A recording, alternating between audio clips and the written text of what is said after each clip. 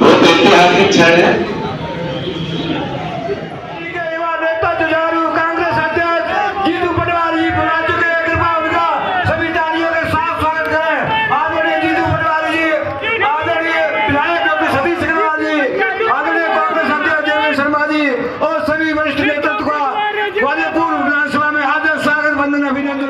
संचालन कर रहे आदरणीय कौरव जी और कार्यक्रम में उपस्थित 16 ग्वालियर पूर्व विधानसभा के सभी ज्येष्ठ कार्यकर्ता भाइयों एवं बहनों, मैं इस अवसर पर हमारे बीच में प्रदेश अध्यक्ष बनने के बाद पहली बार कार्यकर्ताओं के बीच में यहाँ 16 ग्वालियर पूर्व विधानसभा के कार्यकर्ताओं की बैठक में पधारे हमारे प्रदेश अध्यक्ष जी आदरणीय जीतू पटवारी जी का हृदय की गहराइयों से स्वागत करता हूं, वंदन करता हूं, अभिनंदन करता हूं। और आप सभी कार्यकर्ताओं का भी मंचासीन से सभी नेताओं का स्वागत करता हूं, वंदन करता हूं।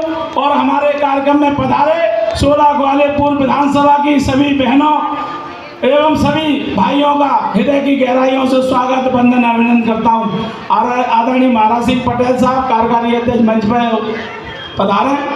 मैं इस अवसर पर कहना चाहता हूँ, आज जीतू पटवारी जी का हमारे बीच में जो आगमन हुआ है, ग्वालियर की धरती पर पधारेंगे और ग्वालियर की धरती पर आए तो उनका ऐतिहासिक स्वागत हो, पूरा ग्वालियर कांग्रेसमय हो। इसके लिए आज आदरणीय जीतू पटवारी जी हमारे बीच में पधारे हैं।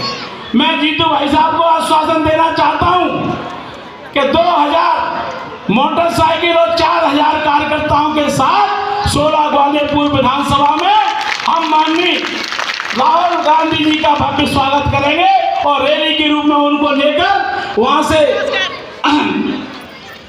अपने गोले के मंदिर चौराहे से लेकर और मेला रोड होते हुए और उसके बाद उसको उनको कार्यक्रम स्थल तक जहां उनका नाइट डोलना है वहां तक पूरी रैली के साथ लेकर आएंगे।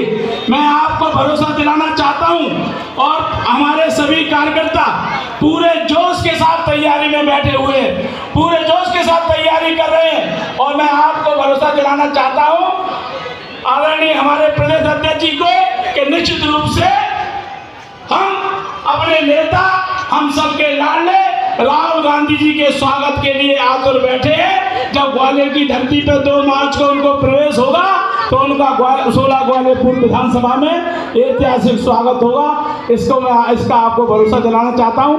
एक बार सभी कार्यकर्ताओं का माननीय प्रदेश अध्यक्ष जी का बहुत बहुत स्वागत, वंदन, अभिनंदन। ग्वालियर के भैया जीतू पटवारी जी का भाषण हो, आप सब बता दें कि कैसा स्वागत राहुल गांधी जी का करेंगे। कांग्रेस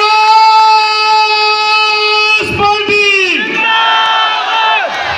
मजा नहीं आया, मोहना पे ये आवाज लगे इंदौर पहुंचानी है भैया, जीतू पटवारी जी आए। कांग्रेस पार्टी, राहुल गांधी, सोनिया गांधी, मल्लिकार्जुन खड़गे जिंदाबाद, जीतू पटवारी जिंदाबाद। बहुत दिल से, पूरे मन से आगे करूंगा, जोरदार तालियों से स्वागत करें जीतू भैया जी का। आदरणीय परम सम्मानित यहाँ उपस्थित इतनी अधिक तादाद में हमारी जो माताएं बहनें बैठी हैं, मैं उनको प्रणाम करता हूँ। आदरणीय सभी यहाँ उपस्थित हमारे जितने भी कांग्रेस पार्टी की आन बान शान, जिन्होंने सतीश भैया को विधायक बनाया, जिन्होंने हमारे भाभी साहब को महापौर बनाया। और एक बात अच्छी लगी है कि मुझसे पहले कोई कह रहा था कि परिवार में कोई विपत्ति आ जाए तो सतीश भैया आते, ऐसा नहीं है।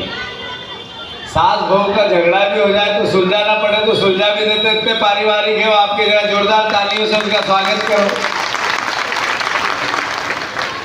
मंच पर विराजित आदरणीय हमारे सबसे सीनियर मोस्ट बालेंद्र शुक्ला जी, आदरणीय हमारे भगवान सिंह जी यादव साहब, आदरणीय हमारे राम बाबू जी, परम सम्मानित जितने भी हमारे उपस्थित यहाँ हमारे अध्यक्ष जी, वो भी बहुत सीनियर मोस्ट हैं। आदरणीय मंच पर विराजित सभी हमारे विधायकगण, हमारे नेता प्रतिपक्ष के उप नेता, हमारे सत्यदेव कटारे जी के पुत्र और खुद बहुत गुणी एक ऐसा व्यक्तित्व जिसमें बहुत ढेर सारी अच्छाइयाँ, हेमंत कटारे जी, आदरणीय हमारे जैसे मुझसे पहले जिनका वक्तव्य हुआ प्रभारी महोदय, आप देखो कि लगातार 4 बार अशोक सिंह जी आप लोगों के बीच में आए, आप लोगों से आशीर्वाद मांगा और कहीं कहीं छोटी छोटी चूक, कहीं कभी 10,000 कभी 20,000 ऐसे कभी सांसद नहीं बने। पर कांग्रेस पार्टी ने ग्वालियर की खासकर संसदीय क्षेत्र के परिवारजनों के भावना को समझते हुए उनको पहले चुनाव के पहले एक सांसद दिया नहीं दिया? जरा जोरदार तालियों से स्वागत करो उनका। अब मेरा आप सबसे अनुरोध है कि इस बार लोकसभा का सांसद भी आप ईमानदारी से ग्वालियर का कांग्रेस पार्टी का बनवाओगे कि नहीं बनवाओगे? जरा जोरदार तालियों से स्वागत करो। भावना यह है कि एक वोट में 2 सांसद देंगे हम ग्वालियर को, और फिर ग्वालियर की सेवा भी अद्भुत करेंगे, इसका सम्मान भी अद्भुत बढ़ाएंगे।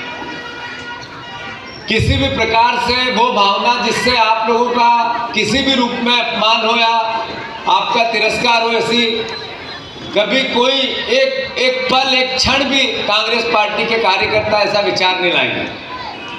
मुझे बहुत खुशी हुई आज आप लोगों के बीच में आके, और पल भी सुनहरा है और क्षण जो आया वो भी ऐतिहासिक है। आप देखो कि राहुल गांधी जी भारत जोड़ो न्याय यात्रा, एक ऐसा व्यक्तित्व जिन्होंने आधुनिक भारत में पहला व्यक्ति जो कन्याकुमारी से कश्मीर तक पद यात्रा करते हुए एक ही बात कही। बात क्या थी? प्रेम की, प्यार की, मोहब्बत की, मानवता की, एक दूसरे से मिल के चलने की, जाति पाति के भेद को मिटाने की। एक ऐसा व्यक्तित्व जिन्होंने 10 साल लगातार पीड़ितों की आवाज उठाई।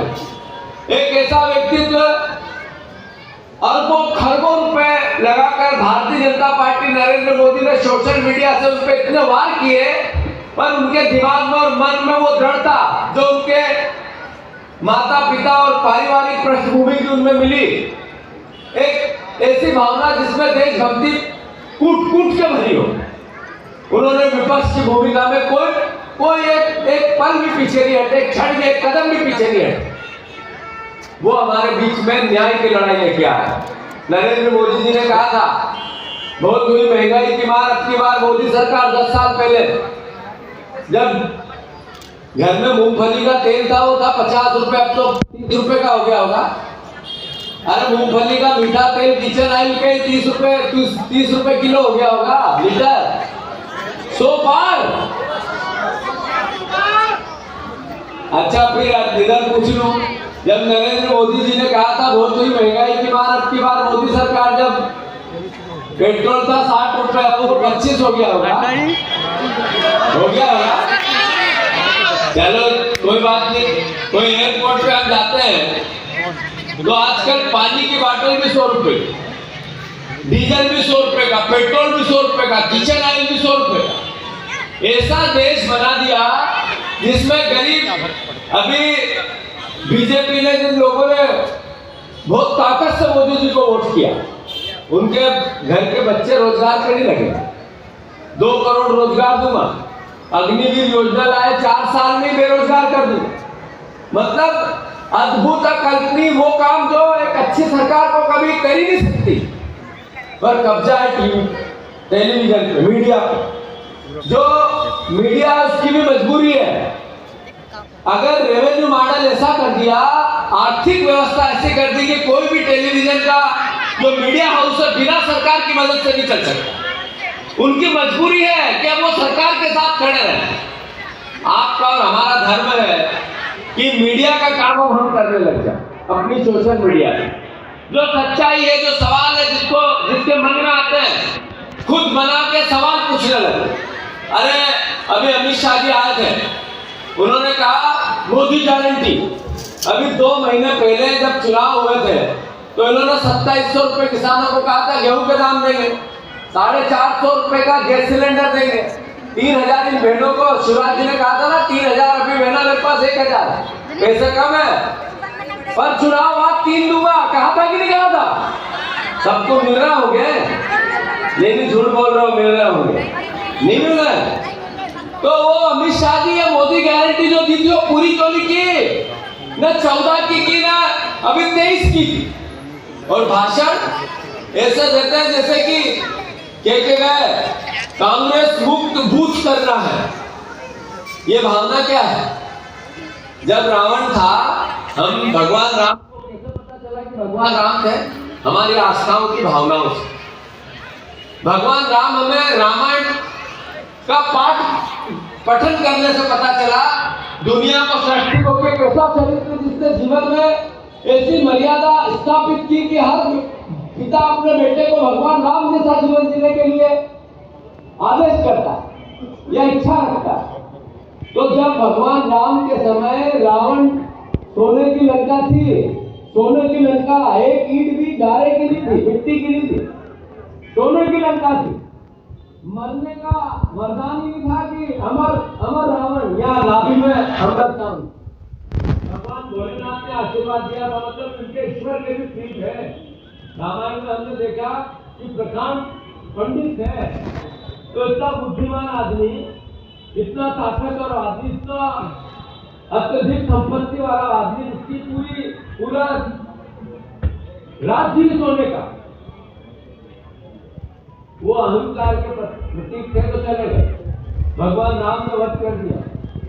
ये अमित शाह जी का भी रावण जैसा अहंकार बोल रहा है, भूत कांग्रेस मुक्त। ये क्या है? ये यही तो भावना है कि अहंकार से बड़ा, रावण से बड़ा अहंकार अमित शाह जी का हो गया। साथियों, ताकत का नियम है, एक जगह नहीं थी, बदलती है, बदलेगी। पिछली बार हमारी सरकार बनी थी, जो हुआ सबने देखा। अपनी बातों को करने से न किसी प्रदेश का भला हो सकता, न कांग्रेस का भला हो सकता।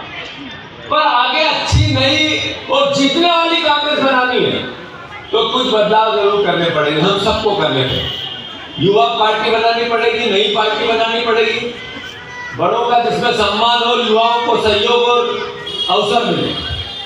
मैं सतीश भैया से अनुरोध करता हूँ कि आपने जैसा मैकेनिज्म सारे कार्यकर्ताओं के साथ, सारे भाइयों के साथ, सारे हमारे ब्लॉक अध्यक्षों के साथ, सारे पदाधिकारियों के साथ जैसा बनाया है, ऐसा पूरे प्रदेश में बना के अगले जो हम लक्ष्य लेके चले, आज जो बीजेपी के पास है वो हमारे पास, कांग्रेस के पास होना चाहिए, और जो हमारे पास है वो बीजेपी के पास होना चाहिए। इतनी ताकत से अगला चुनाव हम सबको जीतना है।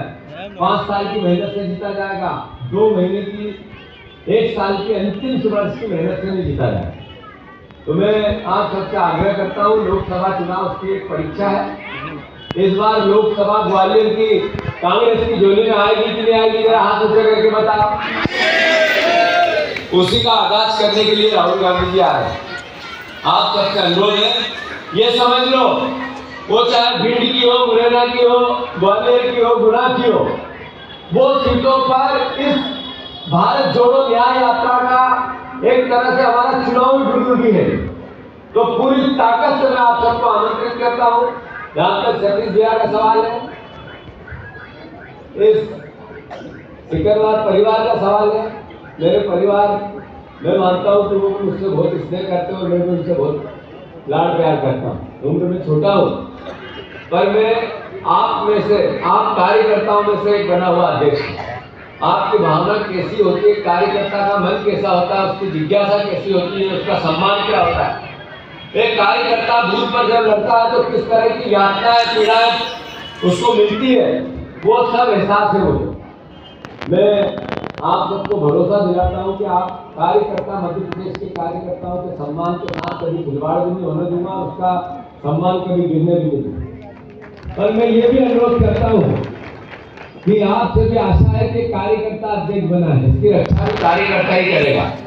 मैं पूरी ईमानदारी से, जैसे वनवास भगवान राम 14 साल के लिए चले गए थे, इस पार्टी, कांग्रेस पार्टी जब तक सत्ता में नहीं आती, उसी दृढ़ संकल्प के साथ में रोड पे रहूंगा, सड़क पे रहूंगा, प्रदेश में रहूंगा, आपके बीच में रहूंगा।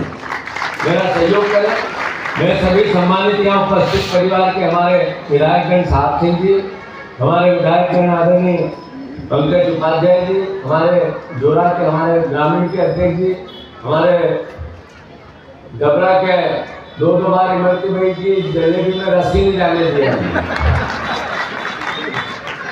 तो मैं अनुरोध ये भी, पिछली बार जब मैं ग्वालियर आया था तो मैंने कहा था कि पिछले 5 साल में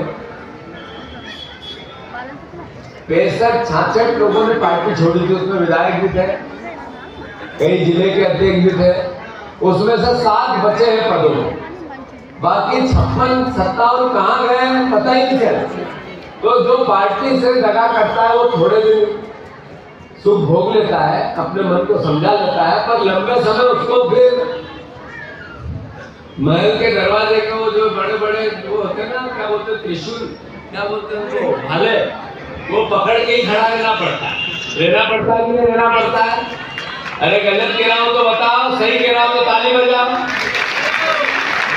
जो महल के दरवाजे के जिनको भाले पकड़ने की आदत हो तो उनका स्वागत है बीजेपी में, और जिनको सम्मान से, स्वाभिमान से, पार्टी के बड़े से बड़ा नेता से हाथ पकड़ के बात करने की इच्छा हो तो उनका भी स्वागत है कांग्रेस में। भारत माता की